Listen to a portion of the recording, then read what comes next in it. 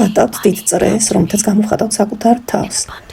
გვერდით ვხატავთ წრეს, რომელიც გამოხატავს ჩვენს შემოსავალს, ფულს. იმ თანხას, რომელიც გვინდა რომ შემოგვივიდეს მალე, მარტივად ამ სუბუქად შეგიძლიათ პირდაპირ შიგნით ჩაწეროთ თანხა. სასურველია რომ ეს თანხა არ აღემატებოდეს ორზე მეტად იმ თანხას, რაც გაქვთ თქვენ ახლა შემოსავალი.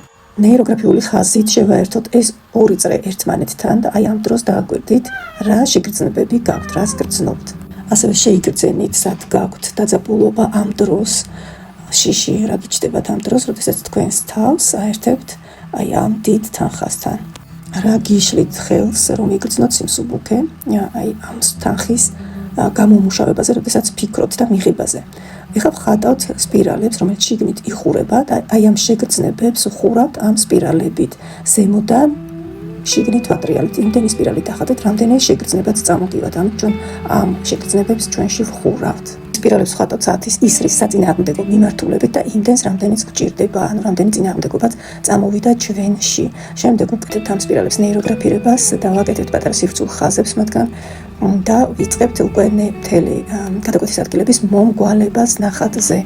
აქ ასევე ვამატებთ მნიშვნელოვან წრეს, ეს არის სიმსუბუქის წრე და შეგიძლიათ თქვენ ოთხკუთხედიც დაამატოთ, თუ გჭირდებათ რომ რეგულარული ფორმა მისცეთ თქვენს შემოსავალთ. გახსოვდეს რომ ეს სპირალები იმდენი უნდა დახატო, რამდენი შეგრძნებაც წამოგივა, აი რაც გიშლის ხელს თანხის გამომუშავებაში და მიღებაში, შენში რა წინააღმდეგობებსაც დაინახავ, ეს ყველაფერი გამოიტანე სპირალების სახით ნახატზე. ეს ნახატი მოგცემთ სიმსუბუქის შეგრძნებას, თამაშის შეგრძნებას, აი ამ თანხის გამომუშავების დროს, რომ თითქოს ეთამაშებით სამყაროს, სუბუქად, მარტივად, ყოველგვარი დაძაბულობის გარეშე. ეს მდგომარეობა მნიშვნელოვანია, რადგან სწორედ ამ დროს ჩვენი ფსიქიკა არ არის შიშით შეკუმშული და დაძაბული.